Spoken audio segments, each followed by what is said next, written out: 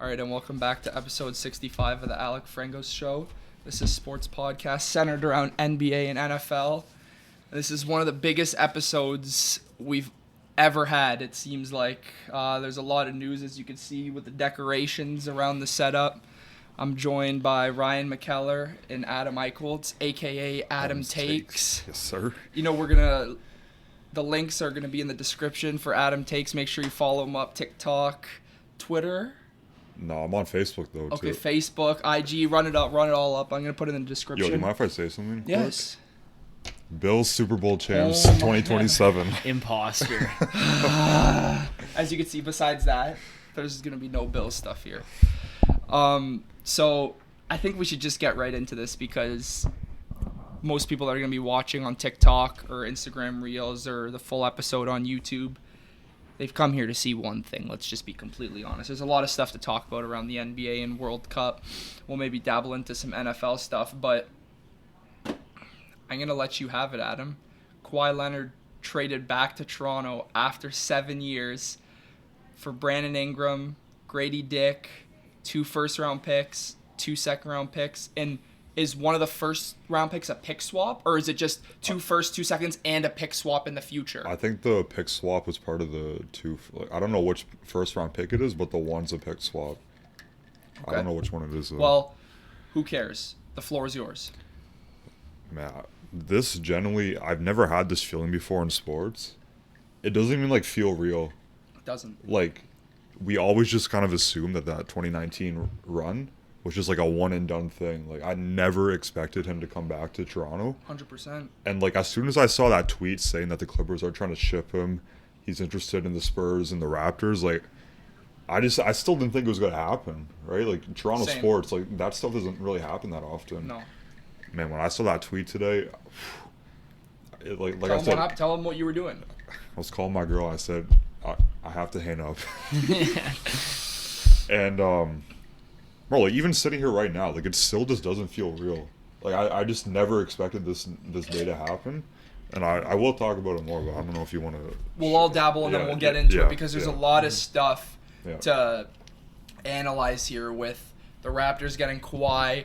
We'll talk about how it looks for the Clippers. We'll talk about what the Raptors can do with the pieces they have right now if they need anything else. But initial reaction, I was at work. You were at work, I assume. You see the notification, whether someone sends it or you see it from your phone from Shams firsthand. What's your instant reaction to, let's just call it now, probably how it's going to end? This is probably going to be the franchise's best player we'll ever have, now having him back. What is this feeling like, having Kawhi Leonard back in Toronto? And it feels like the city of Toronto, and not only with the World Cup with Canada going on too, the country of Canada is alive. It's alive in a big way. Talk to me. Yeah, it was very nice. When I got the noti, I was like, my mouth dropped, but I was like, there's no way he actually came back to Toronto after I thought he was gone for good.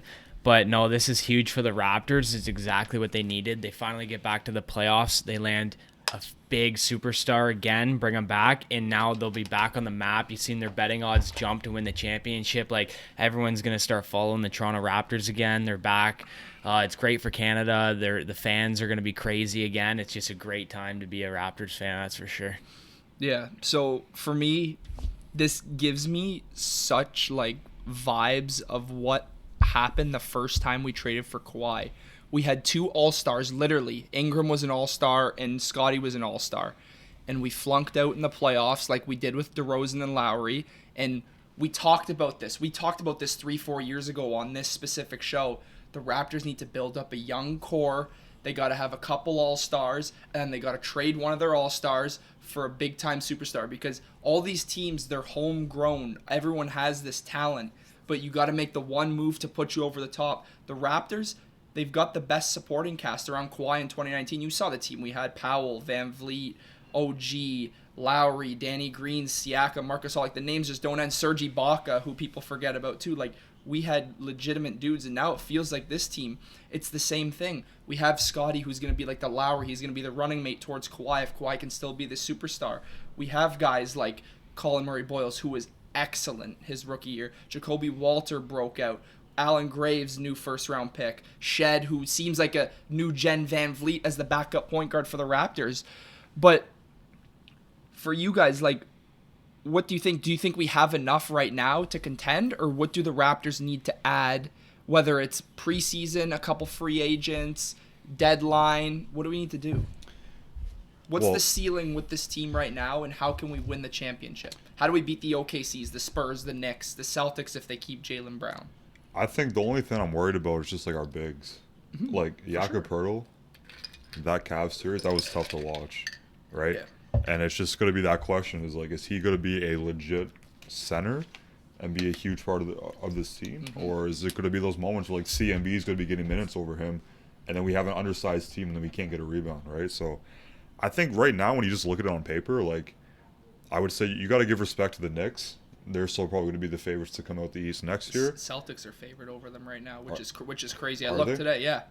So that I would say that's Anyways, crazy. Knicks, we can all consensus say the Knicks are better than the Celtics right now. I'm pretty Depending on what happens with the Celtics, you might put them over the Raptors. But other than that, like I don't see any team that's on paper better than the Raptors right now. I mean, it's a very deep team. Like the thing I love about this Raptors team the most is the reason we won in 2019 was because of Kawhi, obviously, but we had a young Van Vliet off the bench. Look what he is now. OG didn't play one game of that 2019 finals run. No. He was out with a appendix or something. Norman Powell rose to the occasion. Serge Ibaka was huge.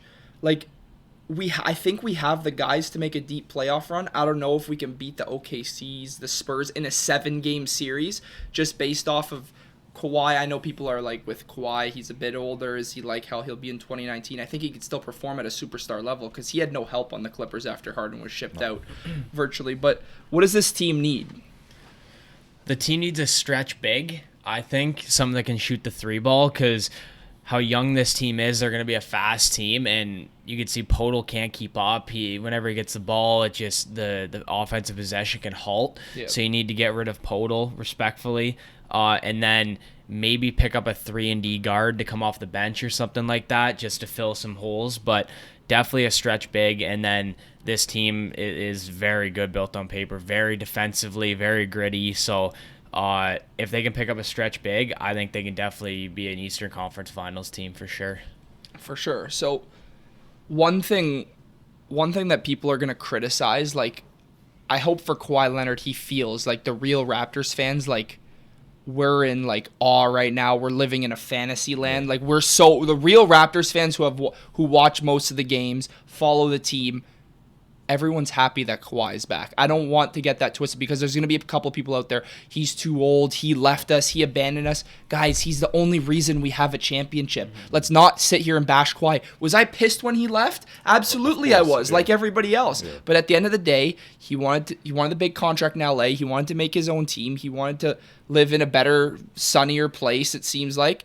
But now he realized Toronto is home to him. He said, my son was born here. He's familiar with the management. He's familiar with the doctors. Kawhi Leonard's most healthy season ever was with the Toronto Raptors. The doctors are very familiar with him. And when he steps foot into that arena, that first home game, oh man, that place is going to be going absolutely berserk. Can I just add on to that? Go ahead. I feel like I've been seeing a lot of people saying that this is stupid for the Raptors. He's too old. He's not going to play. He doesn't really care about the Raptors. The way I looked at it is there were 4 guys that I wanted the Raptors to keep no matter what. Shed, Jacoby Walter, Scotty Barnes, and CMB. Yeah. Like those 4 guys were like must-haves. They did well in the playoffs in that series. CMB was unbelievable. Yeah, like those are like my must-haves.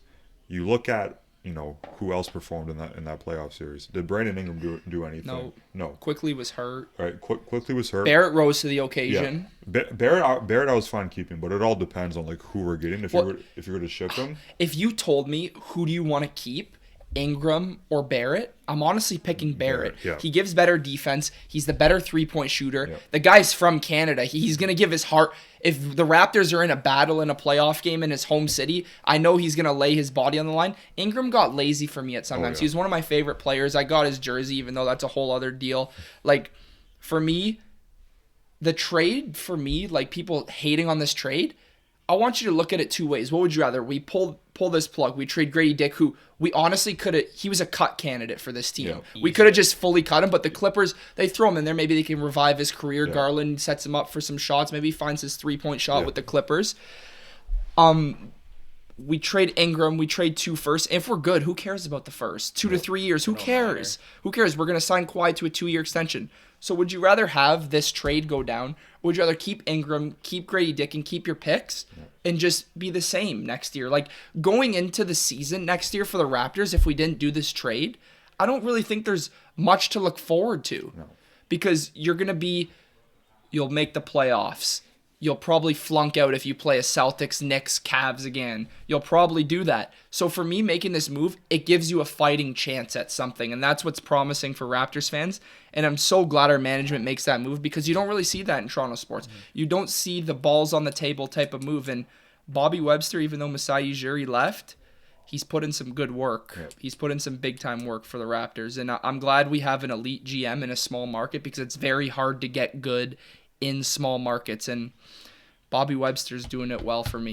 And also I think that first pick is for next year, right? The 2027 Yep. first round pick. Yep. That draft class isn't going to be as good as what it was this past year. Yeah. So really, like, is there any value in that pick, right? So Especially if we're good. It doesn't matter. And the thing that I wanted to add to is, like, let's just say Kawhi stays for like 3 years, and then So he's done. got this year, and then they're looking for a 2-year extension. Yeah. So 3 years total. So let's just say he's done after 3 years. Yeah. Like I said, if you can just keep those young players and they get better, you still have a future even after Kawhi leaves. Like, everyone's talking about, oh, we're trading away our future.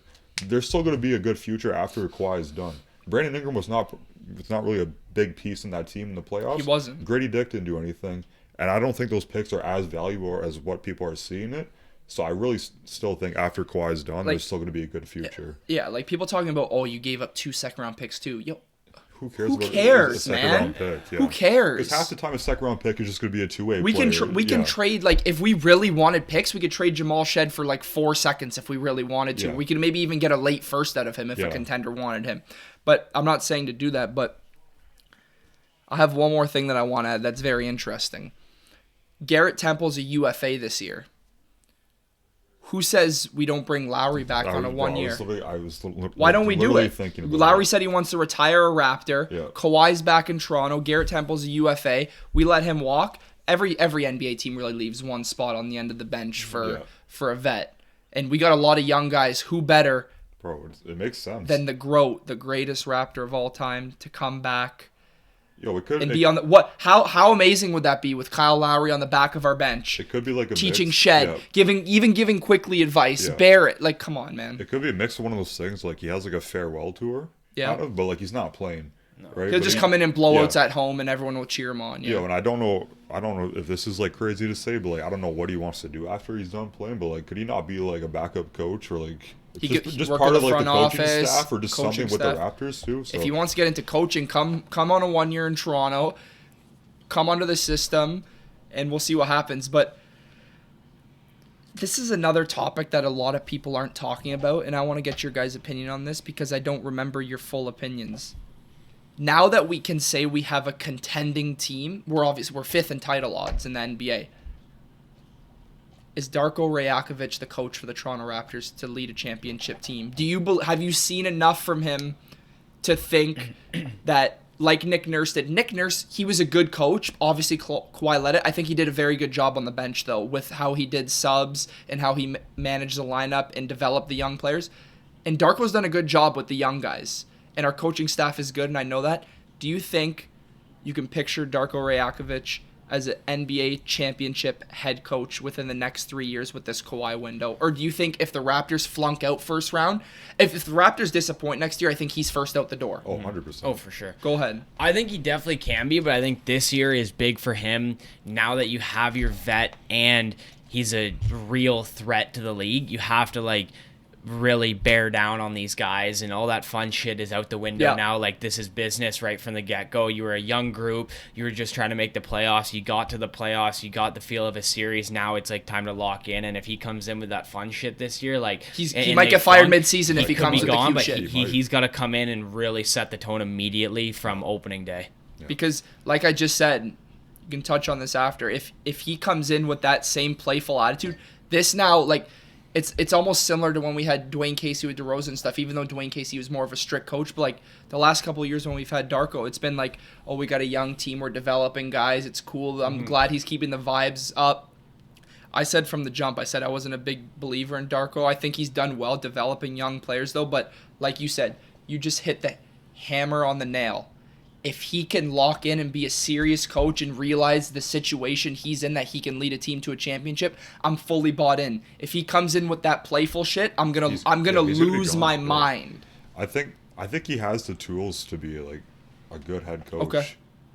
The adjustments, I see. At first, I didn't think it, but the adjustments he made in that Cavs series, like going down 2-0 in that series with a young team that has no experience, like they could have quit. Yeah. After going down 2-0.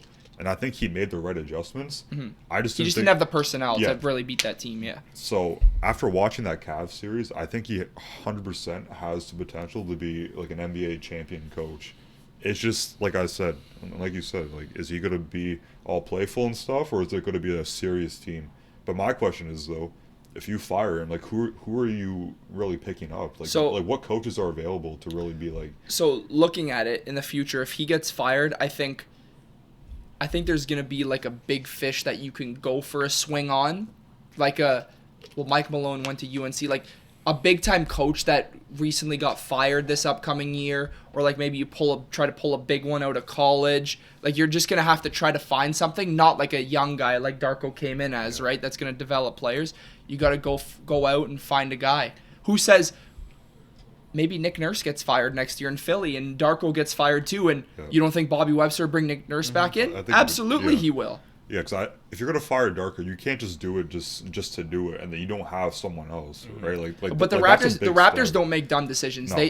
They're calculated usually in every move which they make, which is good. Yeah. So I'm very happy and excited for this Raptors team, because just like 2019, I'm gonna be, even though I did last year, I'm going to be tuning into every game that I can next year and looking at this team, and man, it's looking promising. But just a couple names to throw out here in free agency. We're going to lose Mamuskevich, I think, in free agency. I think I saw some he's going Lakers, to the Lakers. Yeah. I want to see someone like a young athletic center that can back up. Obviously, we have Jackson Davis, but he'll be on the end of the bench. Yeah. I like Jackson Hayes. I've said this name a lot. Who'd you mention from Brooklyn? Sharp. Oh, Day'Ron Sharp. Yeah, he'd fit the mold of the team really what well. You need a young athletic guy who's gonna go up and grab rebounds. Like Jackson Hayes, great rebounder, and you need a guy who can catch lobs. Yep. Athletic, you got to be able to run in transition, because Pirtle runs like he's got cinder blocks on his feet, and sometimes he gets caught up in transition or he can't get back. But one thing I also like about this Raptors team getting Kawhi now, I think I like our rebounding a little bit more, because we can play Scotty Barnes full-time at the 4.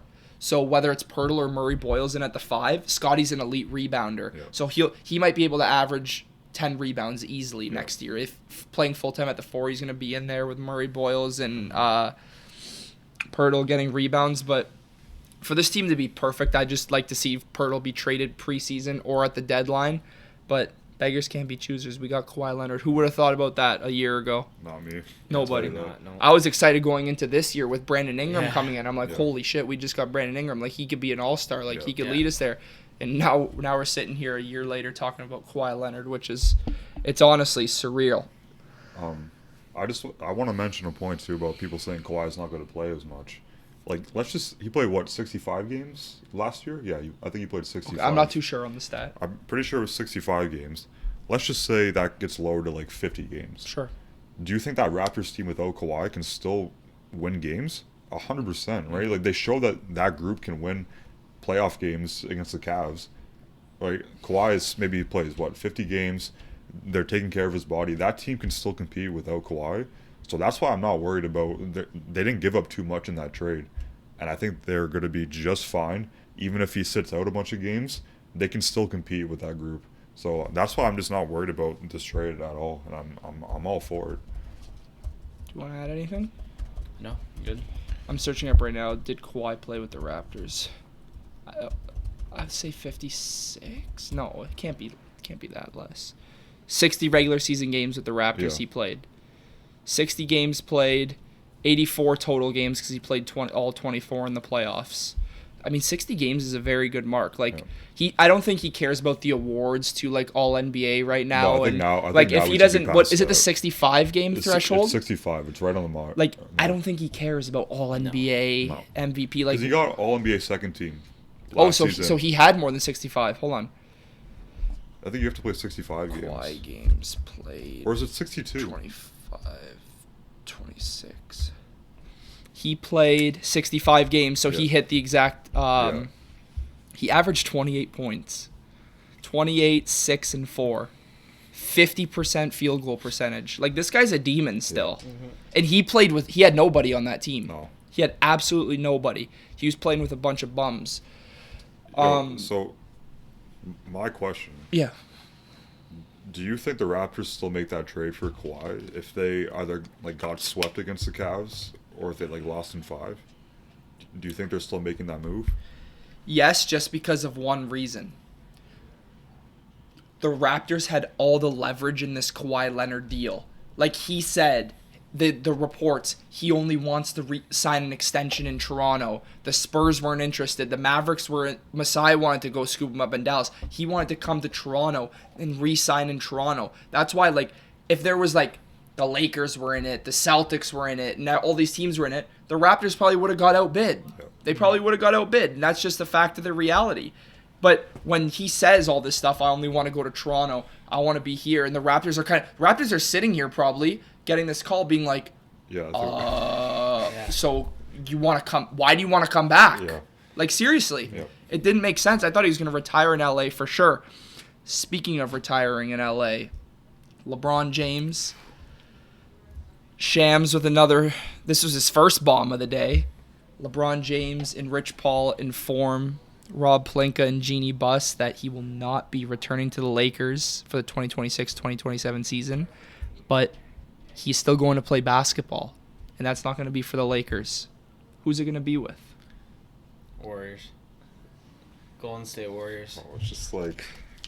So I want to say the Warriors. in the following report, I saw Chris Haynes said it. He was on it. The Fisher dude was all over that Kawhi stuff, by the way. Yeah. He was the one who first reported it. And Shams, they said it's either Warriors or the two teams he's played for, the Heat and the Cavs. Yep.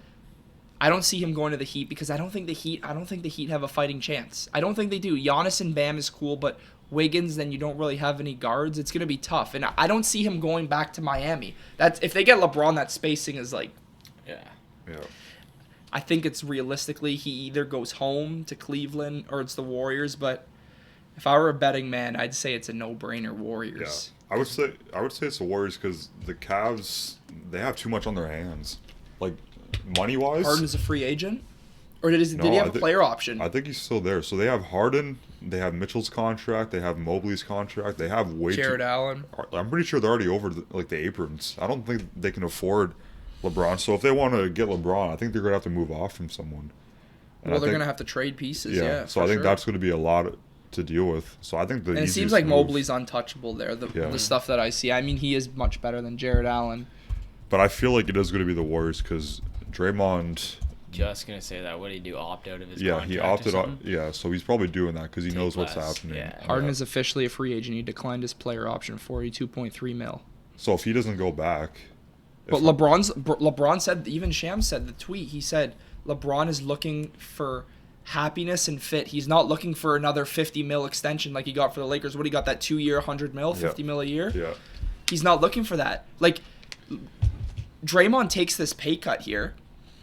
You got Steph. You got Draymond on a cheap one. You're going to get LeBron. I think it's a mid-level deal, $15 million, I think. Yeah. It'd be 2 years, $30 million, or it'd be 1 year, $15 million. And do you think they go for Davis too? I think they have to shoot for Davis. Even though they have Porzingis, they re-signed him. I did see the Wizards aren't looking to trade Davis. So But I mean, like, if Davis can easily force his way out, especially with Rich Paul at the helm, it's going to be so easy. It's probably not going to be like a right now thing, like during the offseason, like maybe like during like the trade deadline, like a little bit earlier in the season. If he's not happy there, he's just going to be like, oh, I need out of here. But the problem is with these guys, Rich Paul has so much power in the NBA circle. If he wants Davis out to a certain destination, he's going to get it. Yeah. So that's why I think for the Warriors, they should have some big-time hope. And because like every year you hear the Warriors, like the Heat, they're taking a big swing at someone. They're going at Giannis. Remember they tried to get KD, but KD didn't want to go back. All this stuff. Let's just say LeBron 15 mil, Draymond he takes his pay cut, Davis ends up getting traded. In a perfect scenario, what's the Warriors' ceiling here with these guys? Do they have a legitimate run in there? I wouldn't consider it a legitimate title run. It'd be fun as hell to watch, but For sure. they would definitely. I think they would avoid the play-in, and they would be that seed right before the play-in. Okay. But to be a title contender, I don't think so. It's just tough with age. Like I know it's not like I don't want to say, but like you have to look at their age. You have to. But my personal opinion, I think I give them a chance, but I don't favor them in matchups versus the Spurs and OKC. I think they beat the T-Wolves. I think they beat the Rockets. I think they beat the Lakers. Mm-hmm. I think they beat those teams, but the Thunder and OKC and the Spurs are on such a higher like level. they're on such a high standard compared to these guys. Like I don't see them running for 7 games back and forth with an OKC or Spurs. But one thing, if they get Davis and Porzingis on the same team, like that causes a real matchup issue for Wemby. Like Wemby's been walking over a lot of these matchups. If Davis stays healthy, like he's a defensive player of the year. He has the length. Yeah. Porzingis has the length, and he can space the floor too, getting out for the 3. Like that opens so much stuff up. Like we were saying about the Raptors, Pirtle can clog the offense sometimes. If your big men are Davis and Porzingis, the paint is wide open. The spacing is insane. Yeah. LeBron's gonna get more looks at the rim. Draymond, he always spaces out with Curry. He's fine to shoot those if he's wide open, but it allows everyone to play much more free. But do you think like the Warriors could be the 3rd best team in the West? Not like saying standing wise throughout a 82 game regular season, but in the looks of a playoff series, like do you think they can beat the T-Wolves? Do you think they can beat the Rockets? Who are a couple other? Do you think they can beat the Nuggets? Or what about Portland? We'll talk about that. Okay. I mean, Denver, I got to see what happens with Denver because I feel like they're going to shake up a lot of things this offseason too. Like, I feel like everyone's, up for trade except Jokic, so that's going to be interesting. But, I mean, I don't know, a lineup of... the starting lineup would be Curry, LeBron, Porzingis. Curry at the 1. LeBron at the 2. You're going to have all 5 of those guys starting? And Draymond, What do we do? Anthony Davis, Porzingis? Pods at the 2. Realistically, though, Moody, is he coming back? well, he'll be out for like almost a full year. Oh, his knee. I forgot I mean, about that. if they get LeBron, the free agents are going to come in though. So it's like you could vacate that shooting guard spot. So you go so who's gonna Curry, come off the bench? Curry, then you have blank, then you go LeBron, Draymond, AD. Okay, just theoretically speaking. Okay. Yeah. Then off the bench you have Porzingis, you have Pods, you have Moody, then you have Guy Santos, and then you have Lendenborg too from Michigan, Yeah. and then say they fill a shooting guard gap there as well, and then you just sign another, like you said, like a 3-and-D wing or a 3-and-D guard, you're set. Yeah. You still have Al Horford too. Yeah, I think it's more likely that it's just LeBron that's going to go there. Okay. I think it's going to be tough to get both I mean, even if then AD you just interchange, you put Porzingis in for AD, which is technically the same player. Obviously, AD brings so much more to the table defensively, but I was on board with them getting both of them until Porzingis signed that contract. Okay. Then I was kind of like, how are you going to make all of that work? But yeah, LeBron, if I had to make my prediction right now, I'm saying Golden State. okay, you're on the same boat. I'm Golden State also. I think seeing this would just be ridiculous. No, bro, literally, like, social media would actually, like, break. It'd like, go up in flames. Yeah. No, I don't know. insane. It would be absolutely insanity. Yeah. So we'll see what happens with this LeBron saga. But the Lakers, let's talk a little bit about the Los Angeles Lakers. Luka Doncic finally gets his own team now that LeBron leaves. He had his team in Dallas. He took them to the finals. Now he gets a huge market. He's locked up and paid. Now Rob Pelinka and Jeannie Buss and the rest of the Buss family, they're going to try to build a contender around Luka Doncic to compete with the Spurs, to compete with the Thunder. What do you think here for the Lakers? Do you think Luka can lead a team to beat a Thunder, beat a Spurs, or do you think Luka's going to be one of these players? Because realistically, if he can't take down the Thunder or Spurs in the next 5 to 7 years, we're talking about a guy whose legacy's completely tarnished. One of the most special offensive players we've ever seen, and he's going to have nothing to show for himself. No MVPs, one finals appearance. What do you think? Is he in trouble? Currently, I think with the roster they have now, yes. But if they build it up, no, I think it'd be fine. I think him and Reeves, there could be a little issue there. The shot chucking between the two, it could be difficult. But if they figure that out, they just fill the roster around. I think he definitely still can build a team and take a team to compete against these two top dogs in the West. Yeah. But it's going to be up to the management to see if they want to fully commit in on that and start building a real team, or if they think, hey, we're just going to let Luka do his thing with what we got and see what happens, then you're in trouble. So LeBron's gone. Rui Hachimura's gone. Looks like he's walking because they said Mamu's going to replace him, theoretically. Jackson Hayes is a UFA, and Walker Kessler looks like he's heading to the Lakers. Yeah. And they also re-signed DeAndre Ayton, I believe. So Ayton, I assume, will come off the bench for Walker Kessler. Will slide into the spot, and Walker Kessler's a phenomenal center. But if you're building this team around Luka and Reeves, you're 3 and 4. Like, Kessler is a good center. Your small forward and power forward, they got to be elite 3 and Ds.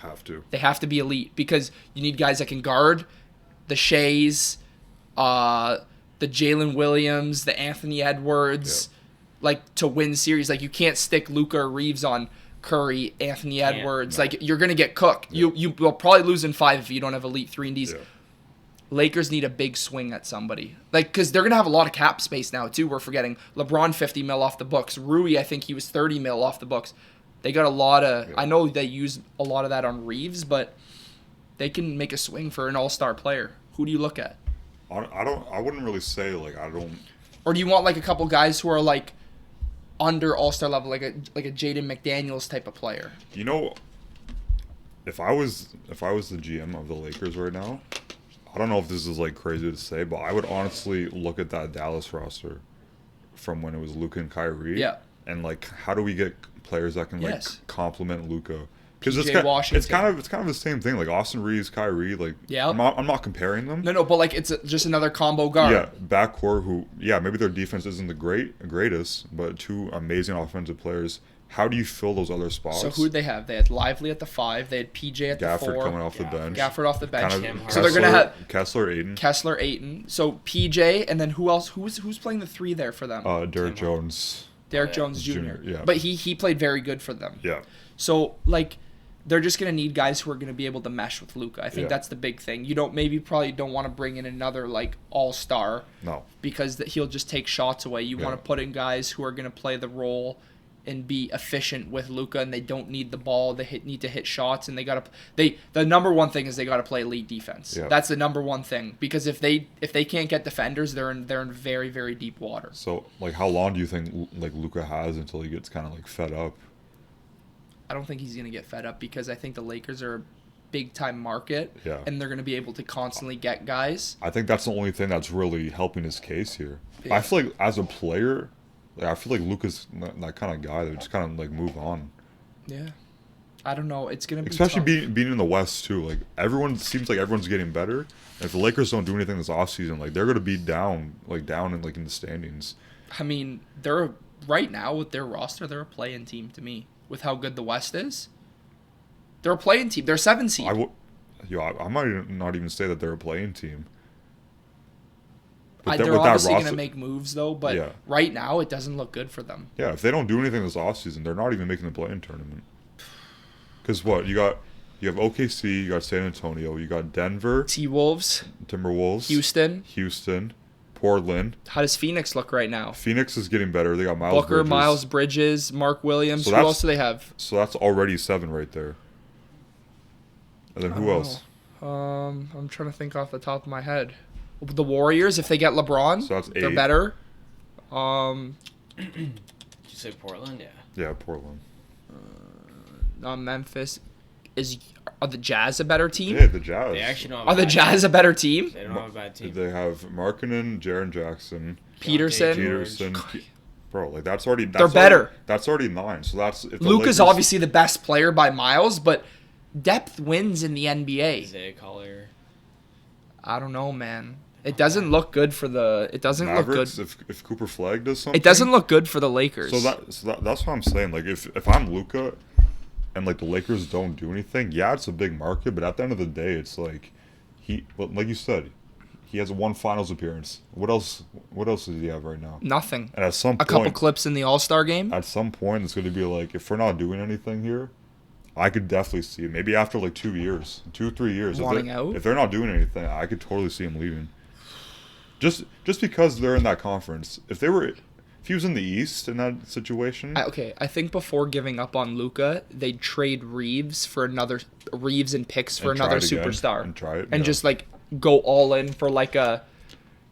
I don't know. I said this a couple years ago. I said when Luka first went to the Lakers, I honestly thought the Lakers were going to take a swing at Giannis. With knowing LeBron was going out the door, Yeah. I thought they were going to take a legitimate swing at him, but they didn't have the assets to give up. no. Because Reeves wasn't enough, plus. Like, it just what you would have had to gut your whole roster like the Heat did. But let's move on to this topic because you're very passionate about this. You seem John Morant to the Trailblazers, and Memphis gets Jeremy Grant and Chris Murray. John Morant is an all-star. John Morant has won multiple playoff series. John Morant, some say he's ruined his career and his reputation.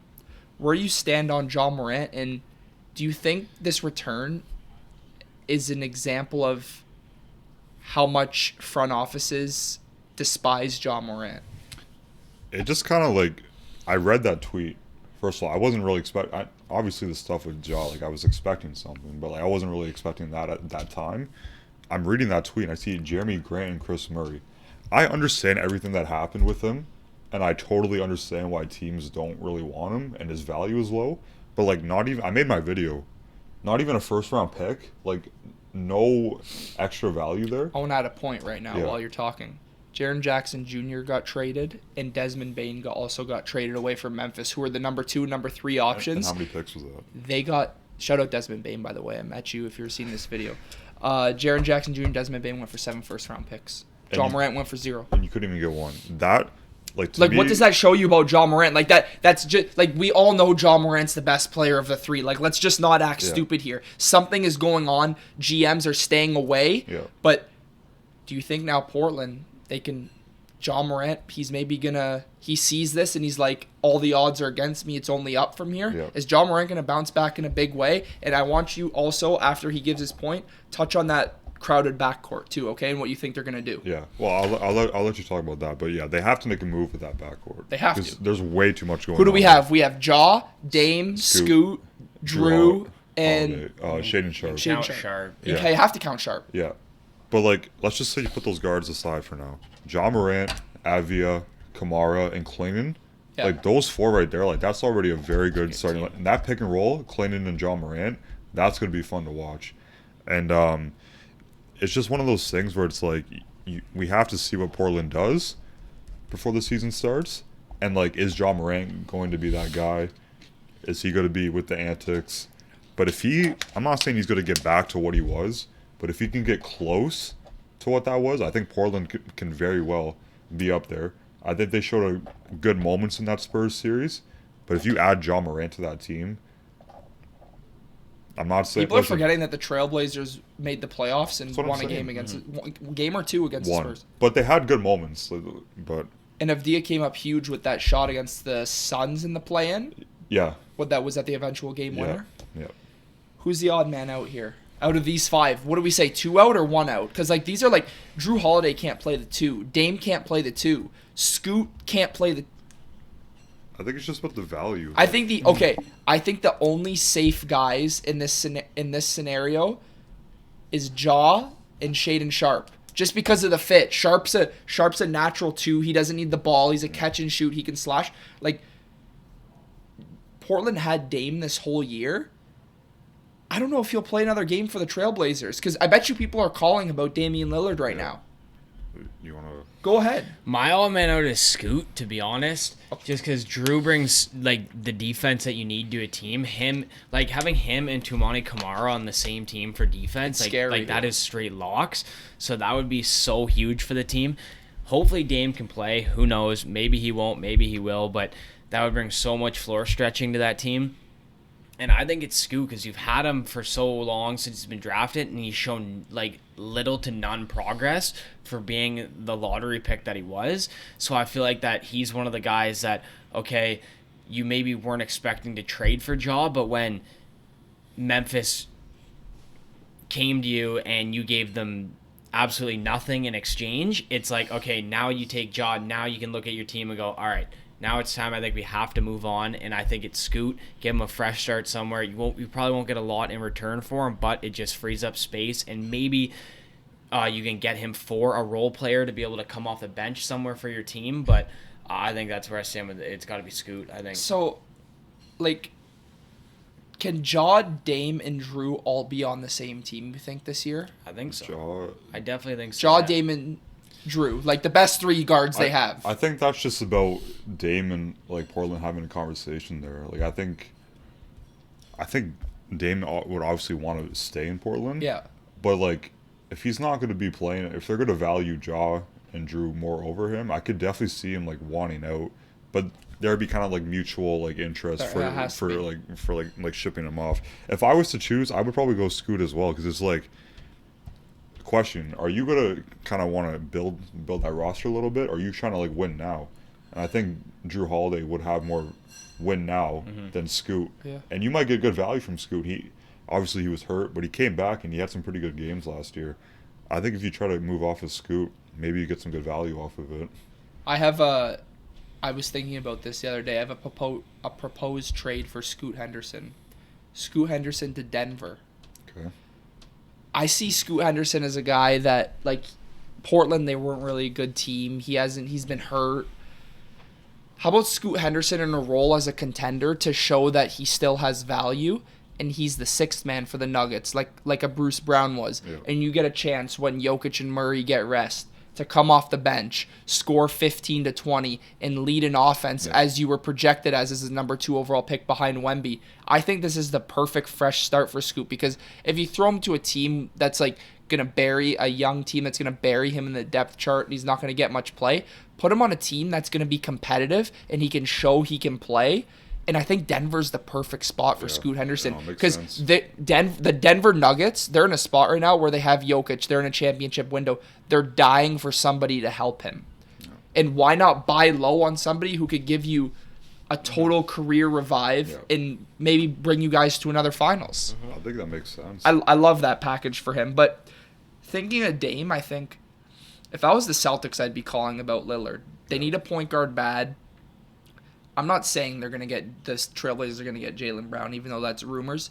What do you really need realistically to give up for Dame? That Gonzalez guy or Shireman and a pick? It's just tough because he got hurt, right? And you have to look at that, and he has been getting hurt. I know. So what's his value? Hugo, but are the Celtics really like trying to give him up? Who's better, him or Shireman? I think Hugo has more upside. I don't know. It's tough. They're kind of 1A, 1B to me. But I really do believe the Celtics are going to move off of like Jaylen Brown. So maybe if they're giving Dame, like they might add like another. If they move off Jaylen Brown, the Celtics better get a point guard. Yeah. So maybe that's where one of those point guards comes in. Like what if they do like Drew Holiday back to Boston with Robert Williams, who just got extended? They need a big. Don't they have that? Who's the dude from China? Durham. I saw that Durham might go to Boston because the Pistons aren't giving him money. I saw Sacramento too. I saw Sacramento as well. So maybe. Okay, so like theoretically proposing a trade for Jaylen Brown to Portland. Don't they have that Hansen Yang guy, right? Portland, and then they have Klingon and they have Robert Williams. Yeah. Do they have any other bigs? No, so you have to move off of one of them probably. And the Celtics need a center. Yeah. I think Klingon's untouchable. Oh yeah, you're not getting rid of him. So you get a big, and you give Dame or Drew and you get Jaylen Brown. You're obviously going to have to give a couple picks, too. Like, this is a Finals MVP 2 years ago we're talking about. A couple picks? You think it might be more? For sure. Like, if you say you go Dame and Robert Williams, 3 firsts? Because, like, what? Jaren Jackson Jr. got traded for, what, 4 first-round picks? Yeah, Baden for 3. So, like, I think it might be around that range. But if you're Portland, you're giving up these picks. They can't be unprotected because if they're bad, like if they're like a play-in team again, it's a big-time risk. And like I said, it always comes back to being in that Western Conference. But I don't know, with Jaylen Brown, like, he makes them an easy playoff team. He led the Celtics to the 2 seed with nobody this year. Yeah. If you just have that Jaylen Brown, I know. Kamara, 2 in there, like just those 3 right there, like that's pretty good. And then Ja. It's going to be interesting. This offseason's, like, chaos has already ensued, but there's still so much more to come, I feel like. Yeah. But this Blazers team, let's say with how they are right now standing, what's their ceiling? Right now with this roster, Can they win a playoff series? Yes. Yeah, Yeah? I think. Given the right matchup. I I think think so. they can because they won't be in the area of the Thunder or the Spurs. So, yeah, they can win a series, like a 4 or 5 matchup, and then out in the second. Yeah. Maybe, yeah. Well, if they go into the season with this roster, no. Yeah. But obviously they are going to make some moves. But I think if they make positive moves, like absolutely. Yeah. I mean, that's really all there is to cover for the NBA side of things. Lots of moves happening, in and out, chaos. Let's talk a little bit about the World Cup. The round of 32 is wrapping up within the next couple days. By the way, happy Canada Day. Yes. Happy Canada Day to everyone. Canada advances to the round of 16. In this World Cup, they got their first ever win in the World Cup. They got out of the group stage for the first ever time. And they won their first elimination game ever. I want to start with you, Adam. From somebody who doesn't watch soccer as much, what have you seen as a diehard sports fan watching the World Cup and how crazy it is compared to just watching anything else? I'm not going to lie, like, if I had to choose between what soccer's at like the bottom of my list. Like I just never cared about it. And like now that I'm older, I'm like watching stuff, I really start to understand like, bro, the World Cup is like it is amazing. Like just seeing like the countries like rally. Yeah. And like seeing the players that are playing for their country. Yeah. Like it is soccer at its best. And yeah, I've been having so much fun watching it. And like I said, just seeing like the best players in the world, like play and they're with all each balling. Other. Yeah, play with each other and play for their country. Like there's nothing really that beats it. I was never on board with people saying like the World Cup is the best sporting event in the world. Yeah. But I'm fully on board with that now. What do you think? I know you watch soccer here and there, so you're more into the community. What do you like? Is this unbelievable from a sports fan perspective? From every World Cup in the past that I can remember, this one definitely feels like one of the greatest, just because the atmosphere it is. To see the lengths that these fans from across seas go to come to games and the time they take off from whatever they do to be here, it's crazy. The atmosphere they bring over is something you never see. That's why it just shows the difference between North American sports and European sports. Like, the atmosphere is just outrageous. You see them taking over Fenway Park, the Norwegian fans, the Scottish fans. Like, it's just crazy to me. Times Square, anywhere, wherever. Like, these fan bases, England, Norway, Spain, Germany, like, it's out of this world. And the best thing about the World Cup is that when you play, even the Olympics, if we want to go back to the hockey when they were playing, the best players sometimes in like their normal clubs or teams, like sometimes like they don't show up in big games. Mm-hmm. Whenever it involves countries and big games, these guys like they're ready to die on the field. Yeah. Messi is, I believe he just turned 38. He's scoring hat tricks. Yeah. I don't care that it's against Algeria. I don't care. Yeah. He's 38 years old. Vinicius Jr. had a down year at Real Madrid this year. He's going nuts for Brazil. Yep. Holland, he's got almost nobody on Norway compared to what he has in Man City. He's going off the rails. He got the game winner today. And Kylian Mbappe, I mean, You've seen a couple France games. Yeah. You've seen a couple France games. Words can't describe of what he does on the field. Yeah. It's virtually out of this world. But Canada faces Morocco. We've obviously watched all the Canadian games. You think we can squeak one out? I mean, I hope so. Did you watch the game last night, Morocco-Netherlands? Yes. Tell me. I mean, What do you see? Guys, don't flame. I don't watch soccer, but I don't understand like formations and all of that. But like, I don't know. I just feel like there's like Canada pride. You know what I mean? Like it just feels like they really feel it, and like they're just going with like how They're riding the everyone's- wave of yeah, momentum. Yeah. Do I see them winning? Like absolutely. I'm seeing people say that Morocco's going to slap them like 7-1. I think it's going to be a good game. I'm ready for Where the is game. it? Houston? In Houston. Yeah. What do you think? I think we can win. Are you giving us a fighting chance? Of course. From here on out, you always have to play your best football, and I think it's up to our goalie. Our goalie has to play good because there are going to be moments where our team isn't playing up to pace in Morocco, We're and gonna our need goalie saves. has to come up huge. And if he can't come up huge, like it could be a boat race. Like they could really dummy us. But if our goalie comes up huge with saves, like we have the pace, we have the skill, like we can make it a competitive game. It's whether or not A, our strikers and forwards can score, and B, if our goalie can come up with huge saves. It's crazy because I've played soccer in Canada my whole life. The first World Cup I seen was 2022. Obviously, it was a disappointment. We didn't get a win. It seems like watching the World Cup, and I've almost watched every game, whether I'm at work or whether I'm at home or whether I'm out somewhere. I've always been tuned in. And through the lens of just a soccer fan in general, we seem like the fairy tale team in this story. It has It's that crazy. feeling. Yeah. I have the feeling that we're the team. Like you never really feel it when it's actually you, right? Like when the Raptors won with Kawhi, you never really felt that he was going to come here for 1 year and really win the whole thing. Did we really think we were going to beat the Sixers 100%? No. No. Do we really think we were going to beat Giannis and the Bucks 100%? No. Do we think we were going to beat the No. Warriors even No. without KD? I'm like, we're playing Steph Curry. We're all screwed here, right? But this team, I don't know. Like, we didn't play a good game against South Africa. We didn't play a good game against Swiss. We didn't play a good game against Bosnia. But guess what? We won the game when it matters. All you need is one goal or sit back. The closer this game is, like throughout the duration, the better it is for Canada. Look at what happened with Paraguay, Germany, even though you were upset about that. The longer it went, Paraguay and Germany, they got the same thing. They got to kick the ball in the net or the goalie's got to save the ball. And look what happened. Paraguay did it more than Germany did. You got to put Morocco in uncomfortable circumstances because they're going to be like, who are these guys? Like Morocco's a top 10 team in the World Cup.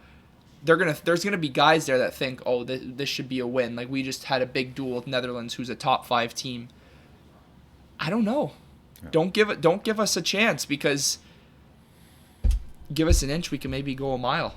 We'll see what happens. It's gonna be a great game. No, but Saturday. I definitely agree. It has that feeling like Canada can do something. I feel something in the air. For sure. For sure. Who do you have winning the World Cup? Who is your pre-tournament prediction, and what's your updated prediction if it's changed? So my realistic pre-tournament prediction, it was either France or Spain. Okay. The one I wanted was Netherlands. Yeah. I wanted them bad, but as of right now, how it stands, I think France looks untouchable. They do. But going back to Canada, like, first of all, no one thought in the world would have thought coming into the tournament we'd be one of the last 16 teams remaining. So you got to ride that high. I think you just got to play with the feel of the game. And I honestly don't think you can kind of do, because like I don't know about you guys watching that Sweden-France game today. I think the formation they put in the game, Sweden was basically off kickoff. They were playing to have a 0-0 game at best and go to extra time. I feel like Canada has to try and strike first, and then that's when you set back. But I don't think we're going to sit back. I don't think we're going to sit back. You can't go into the game immediately sitting back and trying to play a 0-0 game. If we score first, I'm fine with the sitting back, but you can't 100%. go into the game sitting back the whole time because once they crack one, It's then you over. have to open up and Yeah. ditch your whole game plan. That's when it turns into a rout. Yeah. Quick previous statement that I want to make before you go.